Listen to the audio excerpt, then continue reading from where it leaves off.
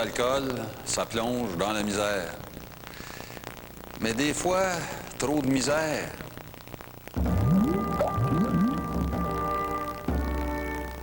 L'alcool est le plus délicieux des poisons. Mais quand la douce ivresse tourne à l'ivrognerie, les problèmes commencent.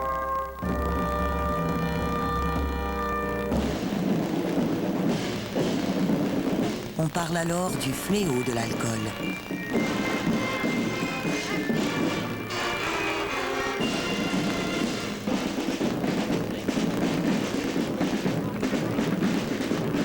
En réaction à ce fléau, des vagues successives de mouvements de tempérance déferleront sur le Québec. Ces vastes campagnes seront menées par plusieurs organisations laïques et seront dirigées tambour battant par le clergé.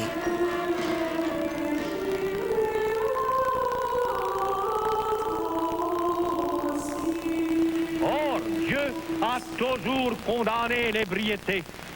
L'apôtre Saint Paul est catégorique sur ce point. Ne vous y trompez point, mes frères. Les ivrognes n'entreront jamais dans le royaume des cieux.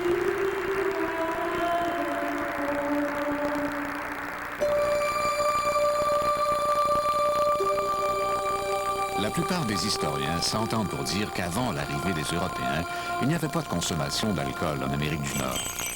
Les Autochtones ne fabriquaient pas de boissons fermentées. Ils n'étaient donc pas préparés à ce choc culturel qu'ils s'apprêtaient à vivre bien malgré eux. Le premier contact des nations autochtones avec l'alcool a lieu avec l'arrivée des Européens au XVIe siècle. Ce sont d'abord des pêcheurs basques fréquentant le golfe du Saint-Laurent qui introduisent le produit. Ils seront suivis par des explorateurs tels que Cartier et Champlain. L'alcool est présent lors des toutes premières rencontres. On boit pour fraterniser, pour sceller des alliances. Un chaman aurait imaginé leur arrivée, il serait descendu avec les jeunes hommes courageux et vigoureux, ils seraient venus jusqu'à Québec, ils auraient approché tranquillement, ils auraient vu une cabane au loin, des copeaux de bois, des pièces d'étoffe comme ils n'en avaient pas vu auparavant, de rouge encore, et ils auraient eu de bons rapports avec les Français, troqué toutes sortes d'objets, rapporté ces objets chez eux, c'est-à-dire des armes à feu, du métal, des étoffes et de l'alcool. Et on dit que personne n'osait boire ce liquide jusqu'à ce que une vieille dame très âgée dise ben, écoutez, si vous craignez, moi je vais le faire, ma vie est presque terminée, je vais y goûter, puis que la même chose lui serait arrivée. Elle se serait mise à tituber, tout le monde aurait été effarouché, puis ensuite elle aurait dit quelle belle expérience. Dès les premiers temps de la colonie, l'alcool est présent et relativement disponible. À vrai dire, chaque voilier en provenance de la France ne manque pas de rapporter dans ses cales une bonne quantité de vin et d'eau de vie. C'était un produit normal, comme n'importe quel autre produit, dans la société. Ici, on pourrait appeler ça la période de l'intempérance joyeuse. Le peu de restrictions qu'il y avait à l'époque, et je dis bien le peu, était lié aux activités économiques. Il y a eu quelques édits qui visait à restreindre la vente de l'alcool, soit aux maçons, charpentiers, aux corps de métier, mais uniquement les jours ouvrables, parce que ça nuisait à la capacité de travailler. Et il y a aussi eu des édits qui interdisaient de donner de l'alcool, et dans l'édit, on dit aux sauvages.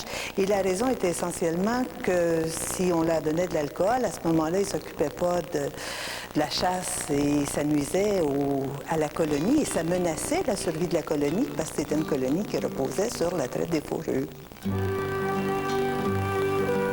Malgré certains édits interdisant la vente d'alcool aux sauvages, ce commerce est florissant, si bien que certains conseillers de l'intendant Talon lui dressent le portrait suivant. La trop grande quantité de vin et d'eau de vie importés de France nourrit la débauche de plusieurs habitants, les divertit du travail et ruine leur santé par de fréquentes ivrogneries. Les désordres civils et les crimes commis sous l'effet de l'alcool justifient désormais une réglementation. Le 6 mai 1660, la publication de l'excommunication contre les boissons enivrantes données aux sauvages est promulguée par Monseigneur de Laval.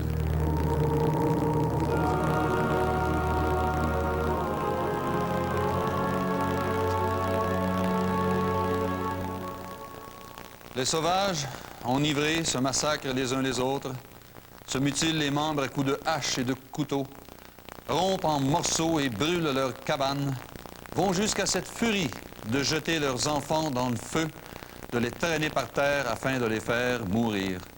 Et tout ceci, sans parler des adultères, des incestes et des orgies sataniques.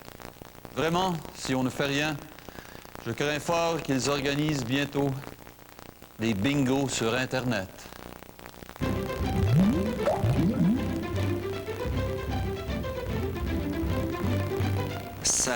Ça empêchait une société religieuse idéale, l'alcool. Donc, Monseigneur de Laval va faire pression auprès des autorités françaises pour qu'on cesse le trafic de l'alcool avec les Amérindiens. Pendant un petit bout de temps, oui, on va faire attention, là, on va faire des exemples, là, mais on va vite revenir parce que, d'un autre côté, ça touche les intérêts aussi de la couronne française. On n'aime pas tant que ça voir aussi le clergé qui prend de plus en plus de pouvoir et de place en Nouvelle-France. Apparemment que les Algonquins, en tout cas pas chez nous, on a été plus habitués au cognac. C'était notre première boisson qu'on a rencontrée qui était dans une bouteille. Puis ça a fait comme un effet étrange probablement chez nos ancêtres qui, au lieu de préparer pendant des jours une portion, une boisson, la bouteille, il était comme une espèce de raccourci pour aller obtenir une espèce d'ivresse ou non, de transe à un moment donné lorsqu'on utilisait ça. Les Amérindiens de nos régions étaient des animistes qui avaient la conviction que l'ensemble des choses, des objets et des phénomènes naturels étaient habités par des esprits. Et ils vont d'abord concevoir que l'alcool lui-même est porté par un esprit, d'autant qu'il modifie le comportement, ce qui laisse croire qu'il est habité par un esprit qui entre en vous et qui modifie votre comportement. Ensuite, ils vont chercher à consommer l'alcool comme manière justement d'atteindre un monde surnaturel puisque ça modifie la perception.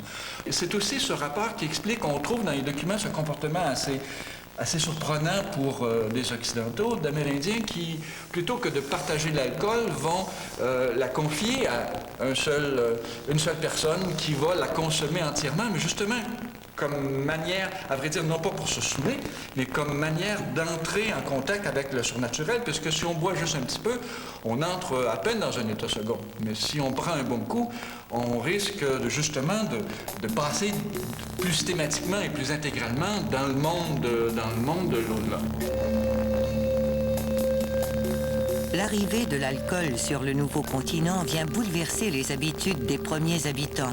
Ce produit totalement inconnu des Amérindiens a un impact dévastateur sur leur mode de vie.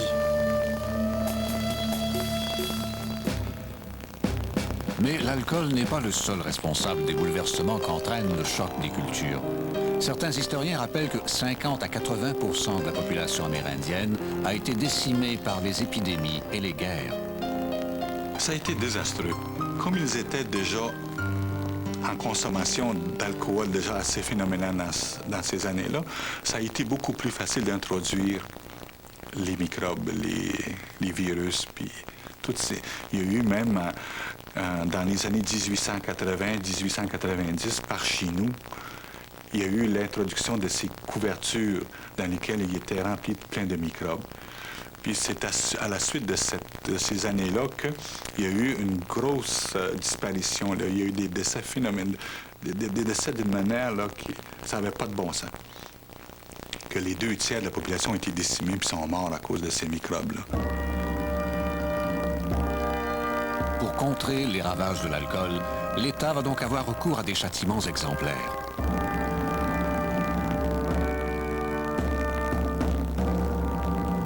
En 1642, tout de suite après la mort de Champlain, Bras de Fer de Châteaufort fait mettre un écriteau devant l'Église de Québec, annonçant que la punition pour blasphème, ivresse ou manquement de la messe sera le cheval de bois avec boulet au pied et le carcan. En 1714, on décide que ces mêmes châtiments seront désormais infligés aux cabaretiers et contrebandiers qui fourniront de l'eau de vie aux soldats et aux engagés. Mais le plus pénible, c'était le cheval de bois. à cause des échardes.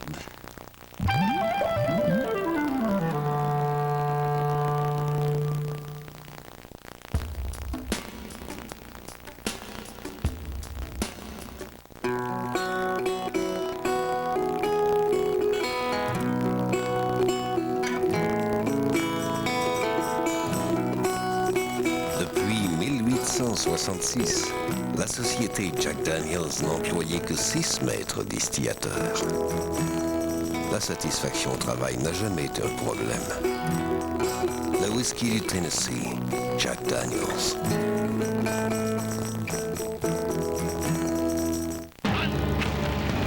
Revivez les grandes batailles de l'histoire reconstituées avec un réalisme saisissant. Comme si vous y étiez. Champ de bataille, dimanche midi sur Historia. José Lavigueur, l'entraîneur renommé, vous offre pour la première fois son programme d'exercice complet en version DVD. 3 volumes comprenant chacun 2 programmes. Le step, plus ferme que jamais. Raffermir ventre et sein. Raffermir cuisses et fesses. Exercices prénataux. Exercices après l'accouchement. Avec en prime la santé par l'étirement. Passez d'un exercice à l'autre rapidement grâce à la technologie du DVD. En vente dès maintenant. Doter la jeunesse canadienne de sang-froid, de droiture, de décence et de patriotisme par l'entraînement physique et militaire.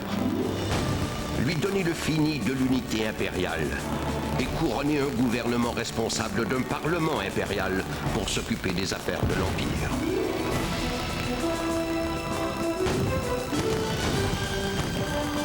Le Canada en guerre, dimanche 18h sur Historia. Retrouvez le goût de la découverte à Canal D. Voyez des documentaires captivants, des enquêtes percutantes sur le crime organisé, des révélations sur les affaires judiciaires qui vous ont marqué. Percez les intrigues de monde fascinant. Analysez l'information. Comprenez les enjeux. Vivez une nouvelle programmation électrisante. Renouvelez votre conception du monde. Un monde de découverte. Canal D.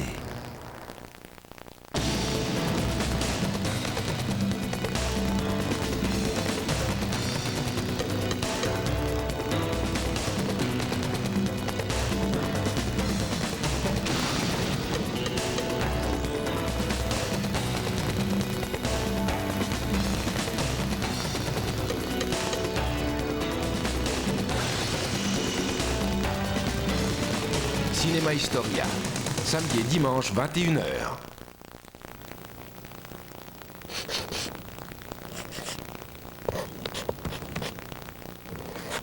Quand un désastre survient, la Croix-Rouge est présente, en tout lieu, en tout temps.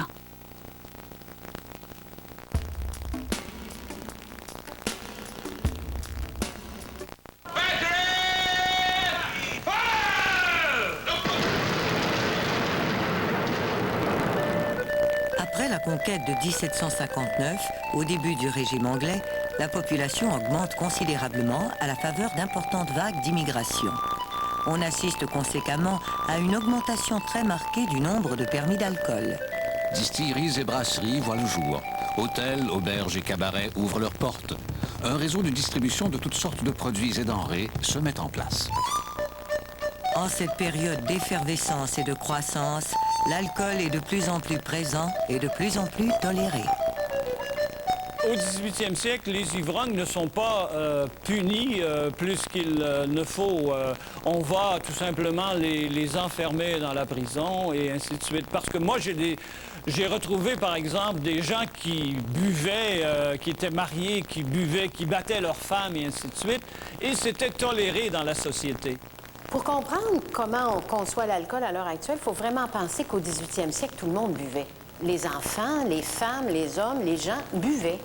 Cette idée de pouvoir boire à l'âge de 18 ans, c'est un non-lieu, un non-sens pour les gens du 18e siècle. Et de fait, en autant qu'on puisse reconstituer les moyennes de consommation, il y a lieu de croire qu'on buvait beaucoup plus au 18e siècle qu'on boit maintenant au 20e.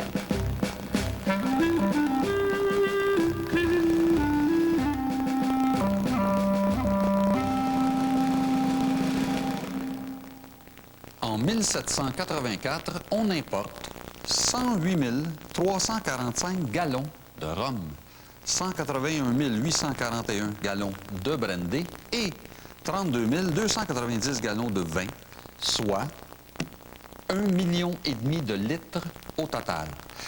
En 1784, il y a seulement 66 000 habitants de plus de 15 ans au Québec. Si on enlève les malades, les détenus, les femmes enceintes, les grands-mamans, les petites sœurs du couvent, on arrive pour une année à 50 litres par tête. Ben, coudonc, c'est une soirée ordinaire dans Beauce, ça.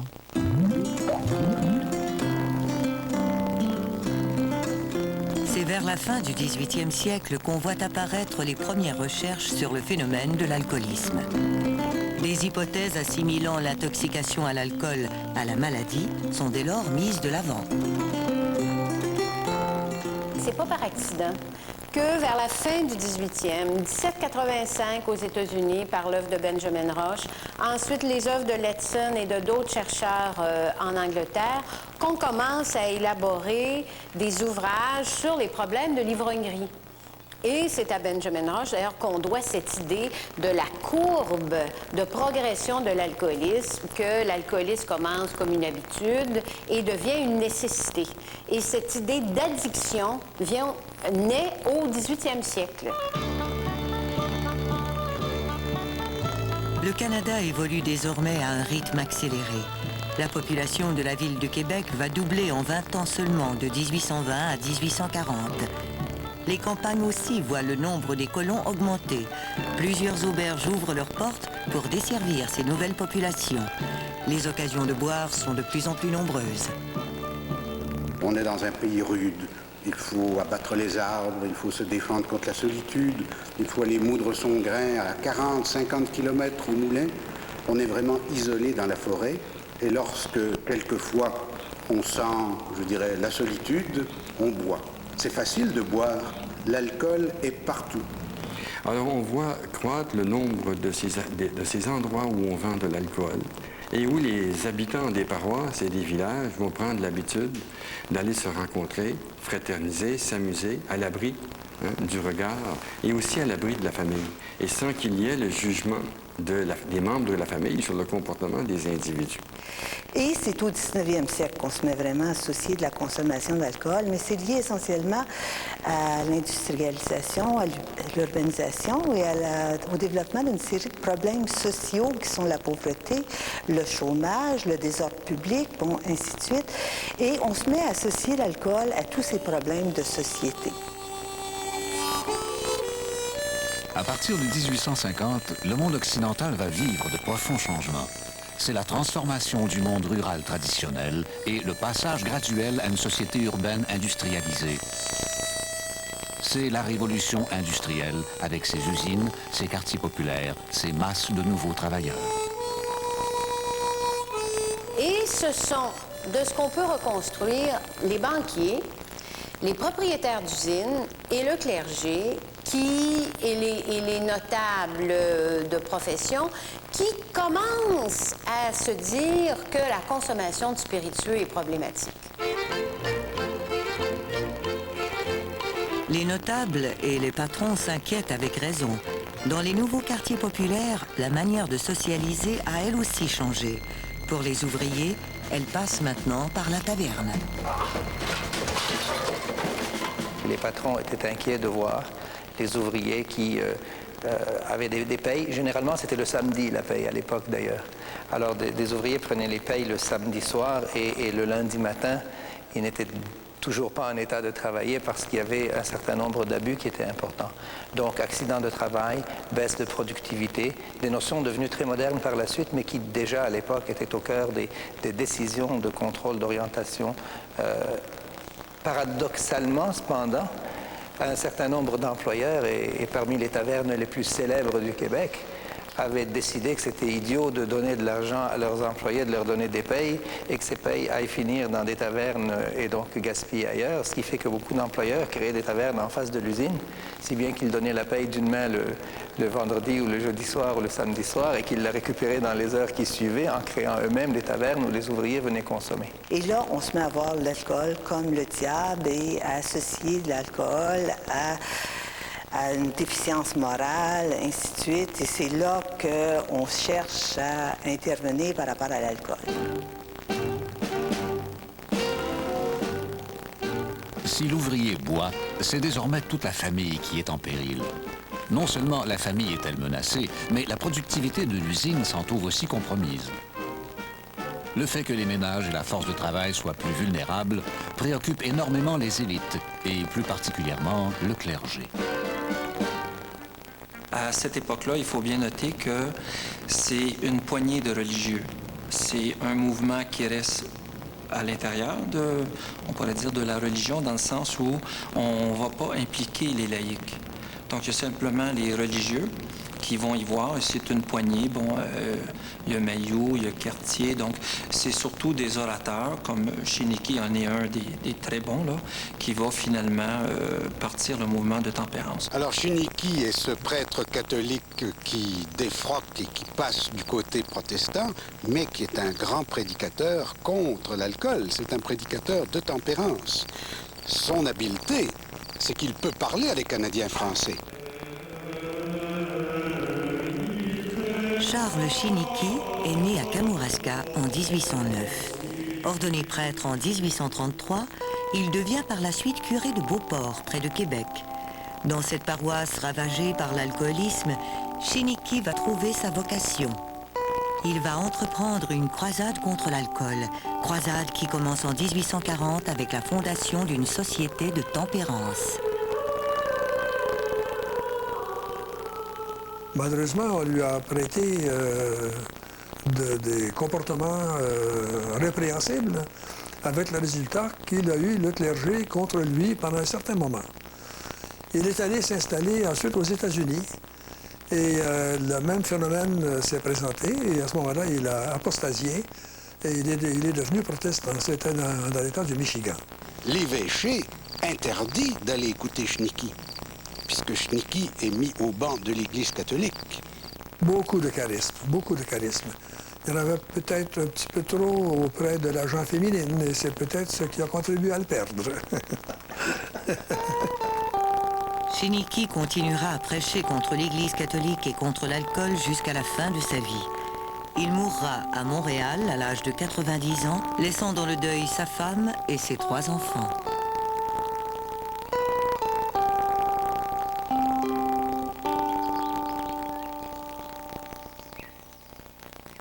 Nous sommes ici à Beebe. Beebe Plain est un faubourg de Stansted sur la ligne États-Unis-Canada et c'est un lieu, je dirais, historiquement chargé de tempérance, car nous sommes ici à l'entrée du camp adventiste, un camp qui voyait chaque année des prêcheurs américains, des véritables preachers, venir prêcher devant des assemblées très nombreuses.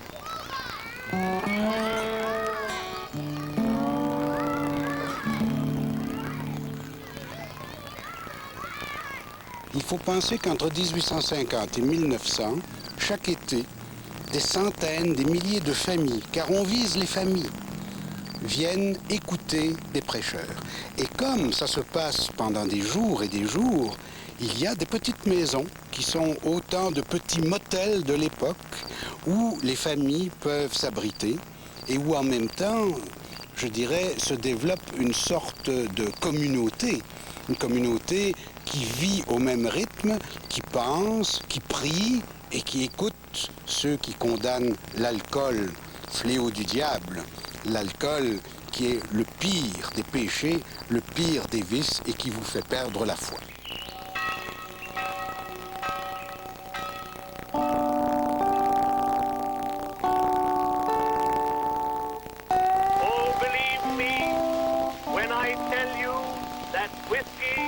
Is daily carrying thousands and thousands down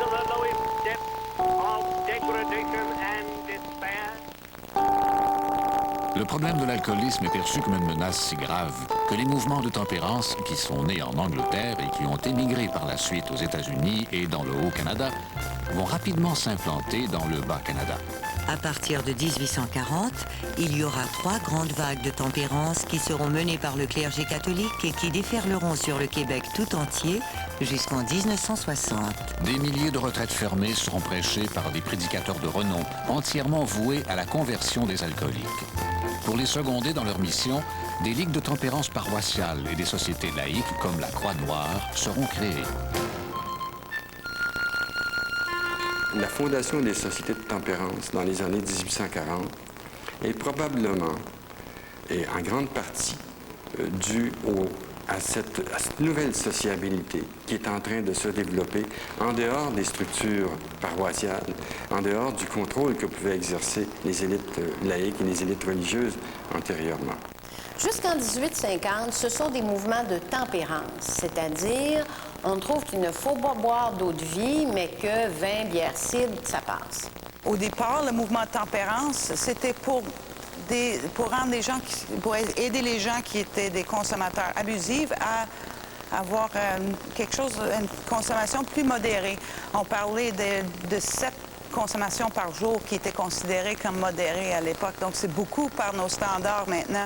À partir de 1850, il y a un changement et se développent les ligues anti-alcooliques.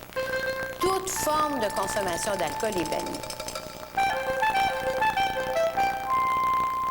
Si vous pensez que le féminisme, ça a été un gros mouvement social, eh bien, vous pouvez aller vous rhabiller. Les mouvements de tempérance, ça a été quelque chose d'invraisemblable. Le mouvement est si fort qu'il comptera en 1850 400 000 adhérents sur une population totale de 900 000 catholiques. Cette vague aura des suites jusque dans le milieu du XXe siècle. On verra la tenue de nombreux rassemblements populaires, un phénomène sans précédent dans notre histoire.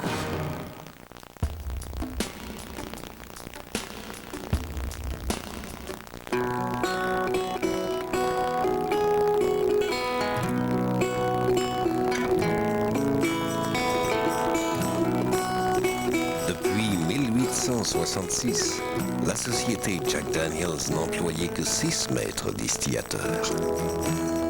La satisfaction au travail n'a jamais été un problème. Le whisky du Tennessee, Jack Daniels.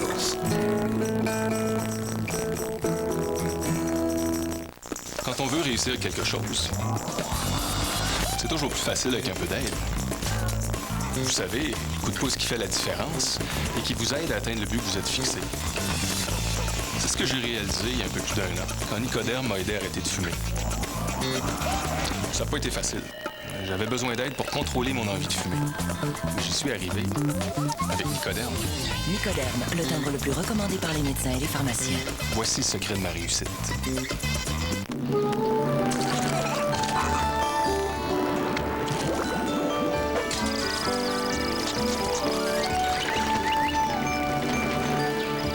Faisons tous bon voisinage avec la faune. L'histoire ne révèle pas toujours son vrai visage. De nombreux faits restent cachés, camouflés ou oubliés. Il faut approfondir, explorer et dévoiler leurs faces cachées. Et c'est là que l'on découvre la vérité.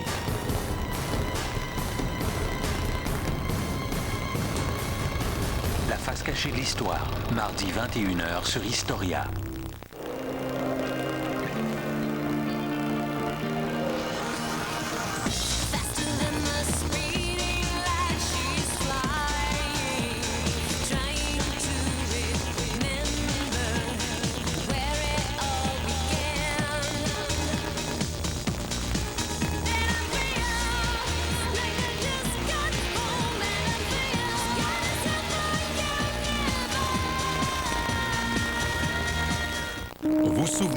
Laura, de Caroline, de Mary, de Charles et de tout l'entourage des Ingalls.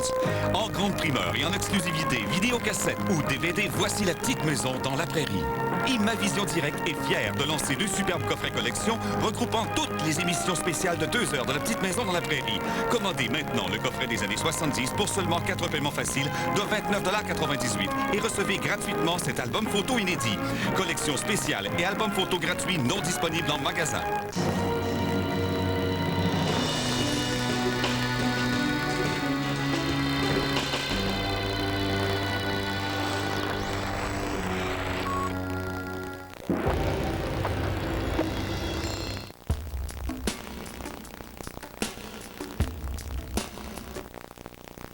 Le soleil est levé, il fait déjà moins noir. Je ne suis pas plus saoul que j'étais hier au soir. Le vin charme la vie et nous fait perdre la raison. Qui es-tu, toi, qui vas chantant? Qui es-tu, toi, qui soupire? Je suis un pénitent qui va pleurer en sa vie. Moi, je la pleure aussi. Ton destin est pieux. Je pleure lorsque le vin me sort par les 2 yeux. Je pleure lorsque le vin me sort par les 2 yeux. Que l'on soit en Angleterre, dans les pays scandinaves, en France ou en Allemagne, et ici, l'iconographie est toujours la même. Voilà, nous avons la mère qui est la victime de l'ivrognerie. Alors, c'est toujours la même scène. Il n'y a rien dans la maison. Tous les meubles sont renversés.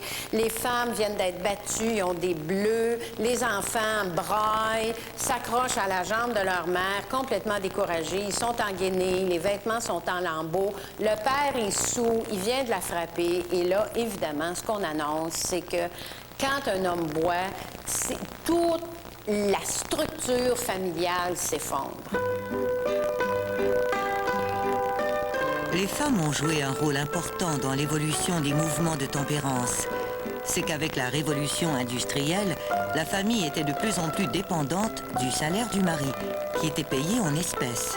Si celui-ci avait le malheur de s'arrêter au pub, une bonne partie de la paye y passait, et la femme ne disposait plus de l'argent nécessaire pour la nourriture et le bien-être du foyer. Ce sont donc les femmes qui ont été les premières à réclamer des autorités des lois plus sévères concernant la vente d'alcool. Il y a cette double idée du rôle des femmes. D'abord qu'elles sont très, très actives dans les ligues anti-alcooliques, tant ici qu'aux États-Unis, et en même temps l'émergence de l'idée de la vraie femme. Les femmes buvaient quand même, mais beaucoup plus en privé et entre elles peut-être plus. Et on faisait beaucoup moins état de ça. D'ailleurs, on bannissait les femmes des tavernes pour pas qu'elles dérangent leurs hommes qui avaient du plaisir après le travail. Mais aussi, comme on disait, c'est pour des raisons de santé. On voulait pas voir des femmes dans ces endroits-là et parce qu'elles pouvaient avoir du trouble, surtout beaucoup au niveau sexuel dans un monde puritain et victorien. C'était aussi les idées assez dramatiques qu'une femme comme ça, tout a donné à la maternité, à l'émotion et au don de soi, puis à la générosité, ne peut pas boire. Et par la même occasion, on s'est mis à dire que c'est impossible qu'une femme soit alcoolique. Ou si elle est alcoolique, c'est vraiment que c'est une prostituée ou quelqu'un, une femme de très, très, très mauvaise vie. Mais quand on boit, on s'en ressent, mais quand on ne boit pas, on s'en ressent pas.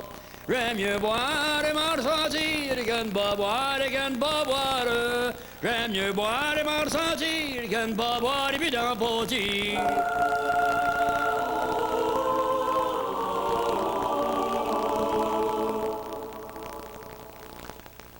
Mes bien chers frères, sur les 1050 communiants que compte la paroisse, 668 ont fait inscrire leur nom au registre de la tempérance. Et dimanche dernier, 141 chefs de famille arboraient l'étendard de sobriété, tenaient ferme et bien haut la croix noire. Je prends moi-même à nouveau cette croix, et avec le secours de Dieu, je serai votre modèle. Je vous la montrerai, cette croix. pour vous rappeler vos engagements. Je vous la montrerai pour vous encourager à y être fidèle. Et si vous êtes infidèle, je vous en frapperai. Tu peux pas empêcher un cœur d'aimer.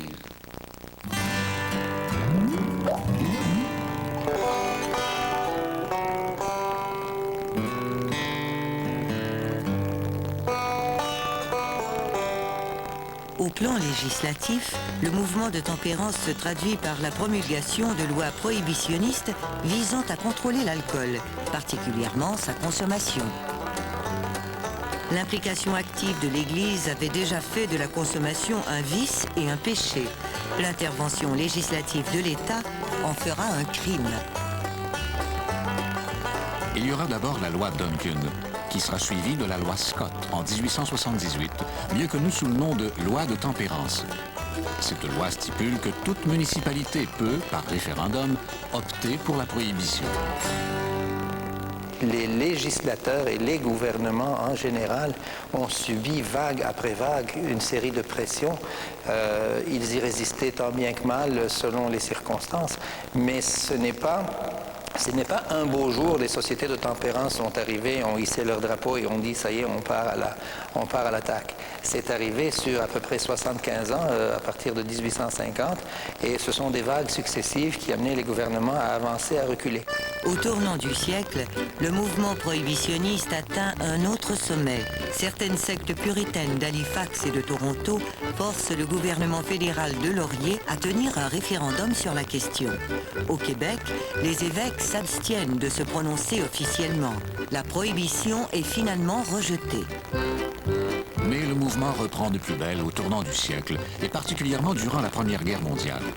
Entre 1915 et 1918, toutes les provinces du Canada optent pour la prohibition. Au Québec, il y a cependant des exceptions à la règle. Il y avait suffisamment d'exceptions pour que la prohibition soit irréelle. Donc, on permettait d'acheter des boissons alcooliques pour fin sacramentelle, ça va de soi. Pour fin médicale, ça va de soi. Pour fin artistique, ça va de soi. Pour fin d'expérimentation, ça va de soi. Si bien que tout le monde qui voulait se procurer avait des boissons alcooliques, avait une bonne raison, et le système fonctionnait évidemment pas. On voulait un Canada sans alcool et un Québec sans alcool. Mais les protestants ont été beaucoup plus intégristes là, dans des termes du 20e siècle que ne l'ont été les catholiques. De ce que je comprends des mouvements de tempérance, ça a été important au Québec que le clergé garde le contrôle des mouvements de tempérance. Et ils ne voulaient pas une stratégie légale qui leur aurait fait perdre le contrôle. Avec la fin de la prohibition américaine en 1933, un nouveau cycle de tempérance va s'amorcer au Québec. Ce sont les Lacordaire chez les hommes et les Jeanne d'Arc chez les femmes qui vont prendre le relais. Inspiré par les actions du père Jacques May auprès des alcooliques de la Nouvelle-Angleterre, le premier cercle Lacordaire québécois voit le jour en 1915 à Saint-Ours. Mais c'est surtout à partir de 1935 que le mouvement va prendre de l'ampleur.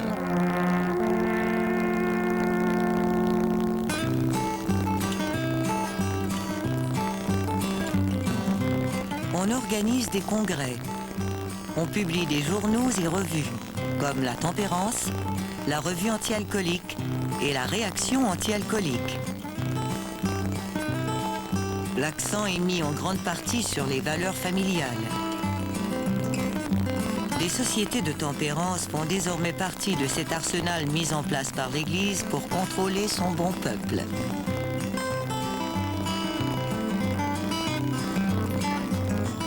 Bien, ça, quand ça allait arriver, ça, pendant la prohibition, là, qu'il est sorti le mouvement Lacordaire, là, bien, mon père a rentré Lacordaire. Là, on n'avait plus le choix. Il fallait que ça rentre Lacordaire. Ben, on était quasiment menacé d'être excommuniés, tabarouette. Le curé de mieux, je t'ai dit qu'il chauffait le caisse, là. Mais dans ce temps-là, Lacordaire, vous alliez chercher de la bière, puis vous n'étiez plus Lacordaire. Vous n'avez pas le droit d'en passer, vous n'avez pas le droit d'aller en chercher, puis vous n'avez pas le droit d'en prendre. C'était ça, les Lacordaire. Il y avait des troupes de théâtre itinérantes qui se promenaient dans les salles paroissiales, et il y avait un mélodrame, à l'époque, qui a fait un succès fou, qui était parrainé par les ligues de tempérance, les Lacordaire et les Jeanne d'Arc.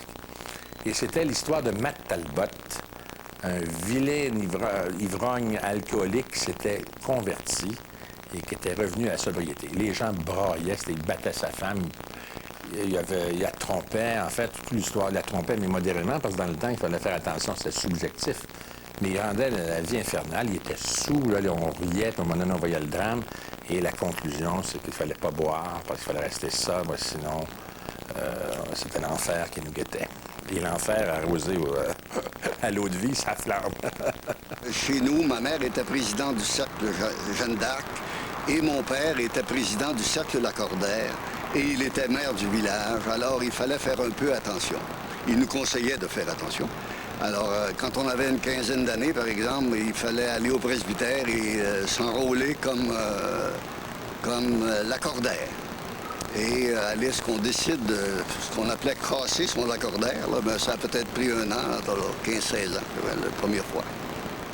Je me souviens pas trop là, qui m'a invité à faire partie du mouvement Lacordaire, mais moi, j'étais privé d'un petit verre de bière à l'occasion, c'était pas un gros problème. Alors, je suis rentré dans ce cercle-là, cercle étudiant, et c'était intéressant parce qu'on avait un groupe d'amis.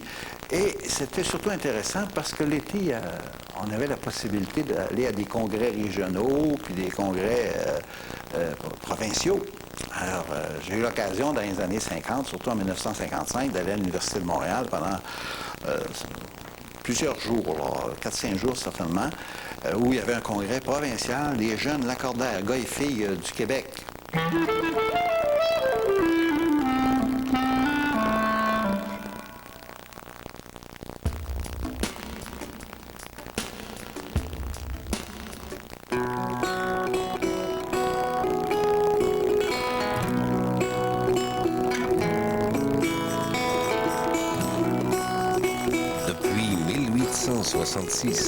La société Jack Daniels n'employait que 6 maîtres distillateurs.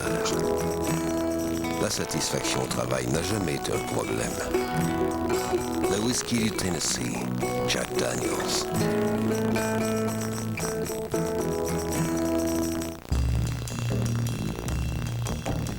Le capital est la fourmi.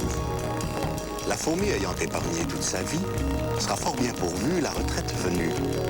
Grâce au REER à taux progressif Placement Québec et à ses taux avantageux fixés pour 10 ans. Par le gouvernement du Québec, son capital est garanti pleinement. Faites le 1-800-463-5229. Placement Québec. C'est dans notre intérêt, à tous. Cette route de fer a contribué à bâtir le pays. Elle traverse le Canada d'un océan à l'autre. Par tous les temps et à travers tous les paysages, ces trains ont transporté hommes, marchandises et rêves. Leur histoire fait partie des grandes épopées de notre temps. Histoire de train, lundi au vendredi 18h sur Historia.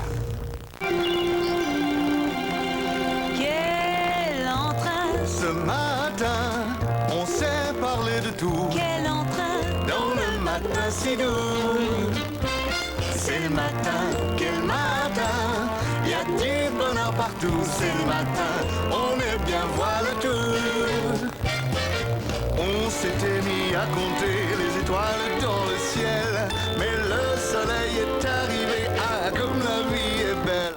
Au Québec, on a des histoires de politique, des histoires de famille, des histoires de chars, des histoires de hockey. Et on a aussi des histoires d'alcool. Des histoires d'alcool, lundi 20h sur Historia.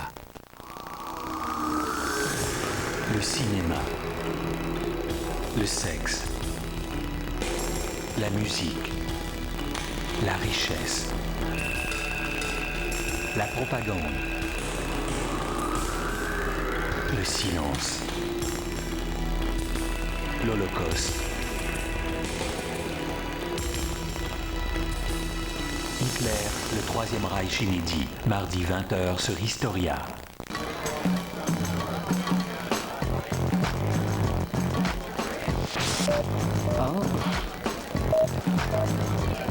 Oh, le monde ici, c'est toujours un peu... Oh oui, moi je trouve vraiment que c'est comme ça que ça se...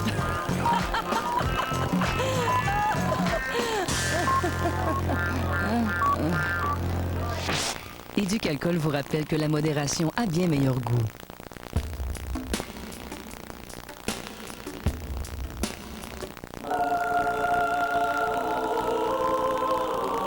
Mes bien chers fidèles, les ouailles, les agneaux, mes brebis, l'eau de vie devrait s'appeler eau de mort. L'alcool paralyse le cerveau. Il ne donne pas de force. Il n'est pas un désaltérant. Il ne favorise pas la digestion, non. L'alcool est plutôt le pourvoyeur des asiles d'aliénés, des hôpitaux et des prisons. L'alcool n'étanche pas la soif, il la donne. Il ne réchauffe pas, il ne nourrit pas, il ne fortifie pas, il tue. L'âme comme le corps. Juste vous rappeler de donner généreusement à la quête d'aujourd'hui. J'ai quasiment plus de vin pour dire ma messe, moi, là. Amen.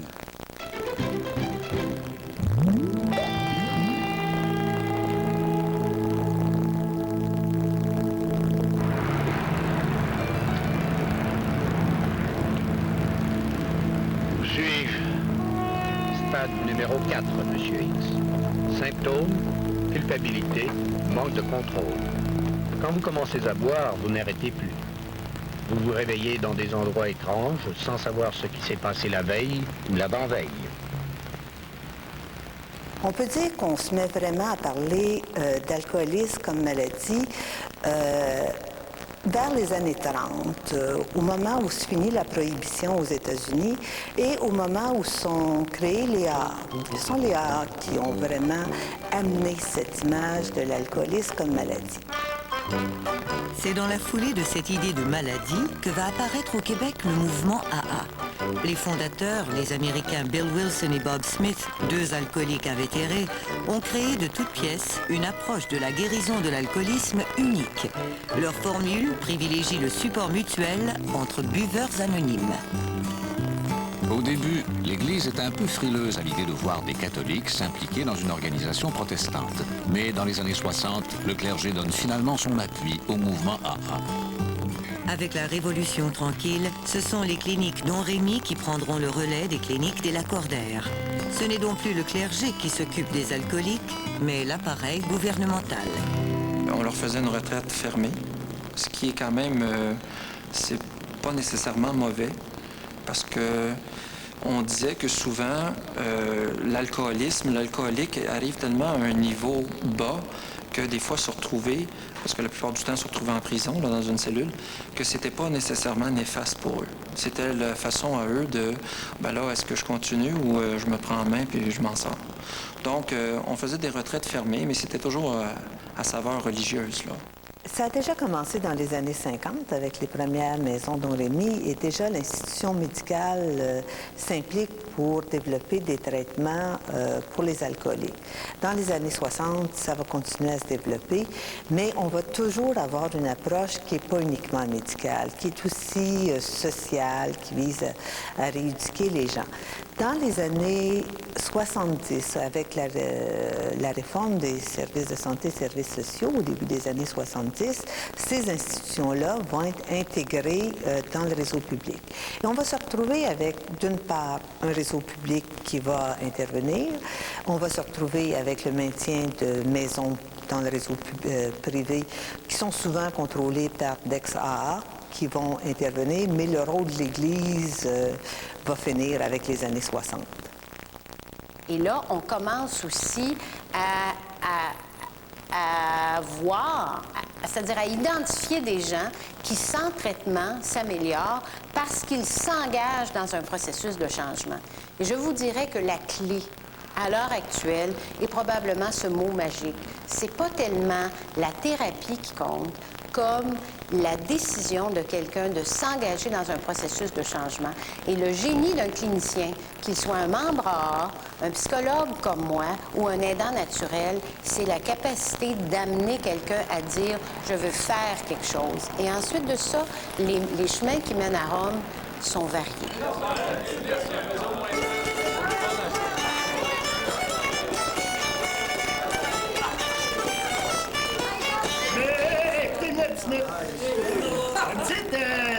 60 secondes, s'il vous plaît.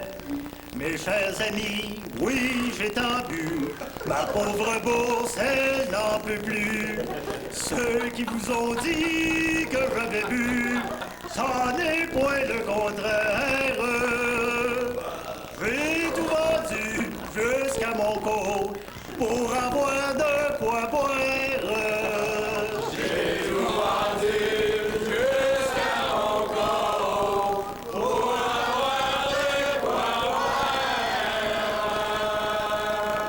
La meilleure des lois est celle qu'on s'impose à soi-même.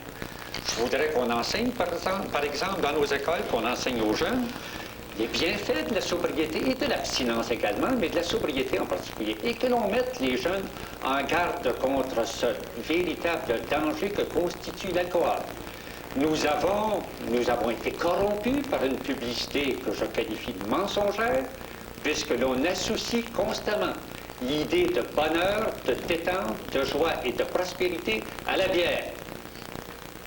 Ce qui n'est pas vrai. On avait oublié à l'époque de la prohibition une chose absolument fondamentale, c'est que l'alcool, dans la mesure où il est consommé de manière raisonnable et modérée, est parfaitement légitime et culturellement accepté.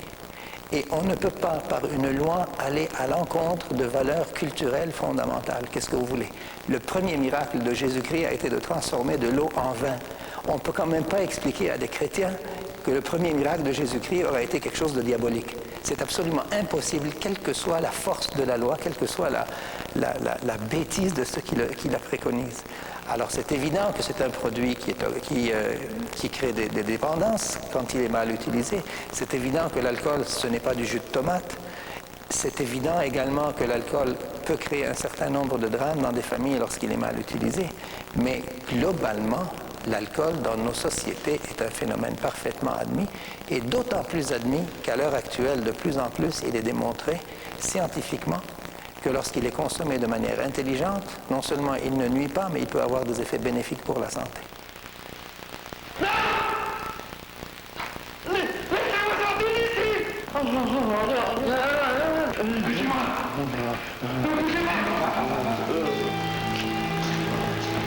Pas besoin d'avoir peur, Hitler est tout à fait inoffensif.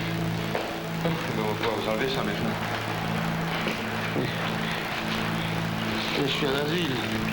Rassurez-vous, vous n'y êtes pas en permanence. On a dû vous amener ici parce qu'il n'y avait pas d'autre moyen de vous contrôler. Delirium tremens. Ça, on peut dire que vous avez fait du tapage. Ah. Est-ce que je vais pouvoir partir bientôt? Oui, on va vous transporter dans une clinique ou chez vous si vous insistez. Et maintenant, une petite piqûre pour vous faire dormir. C'est clair que l'alcool cause des problèmes. De là en voir un fléau, c'est quelque chose de très différent. Il en demeure pas moins qu'à travers les âges, notre vision de l'alcool a énormément changé. Comme je le disais précédemment, la période de la Nouvelle-France, c'était l'intempérance joyeuse et l'alcool n'était pas associé à des problèmes. Ensuite, on s'est mis à voir l'alcool comme un péché, comme une tare morale. Ensuite, avec la prohibition, l'alcool, c'est devenu un crime. Et ensuite, avec le développement de l'approche des arts et de l'approche médicale, le boire à l'excès, c'est devenu une maladie. Donc, des visions qui, à travers l'histoire, ont bien changé. Et maintenant, on ne se soucie plus tant du problème de maladie. Bon, on s'en soucie encore, mais on va parler plus d'un problème comportemental de gens qui ne savent pas contrôler leur consommation dans certaines occasions. Et ce qui est très différent de parler en termes de malades. À la fin du 20e siècle, il y a une recherche énorme en 1999 ou l'an 2000. Une recherche qui a été faite dans des universités de partout au Canada auprès de 7800 jeunes étudiants. Et on a constaté des résultats extrêmement clairs. C'est au Québec qu'il y a le plus grand pourcentage d'étudiants qui consomment de l'alcool. On est numéro 1 au Canada pour ça. Et c'est la province dans laquelle les jeunes s'intoxiquent le moins. Donc, on est dernier pour ce qui est de l'intoxication. Ça veut dire quoi? Ça veut dire que nous consommons mieux. Et consommer mieux, ça n'a rien à voir avec sommes-nous plus nombreux ou moins nombreux à consommer. Consommer mieux, c'est consommer moins par occasion. C'est ça la culture, c'est savoir comment boire, c'est savoir quoi boire et c'est savoir pourquoi boire.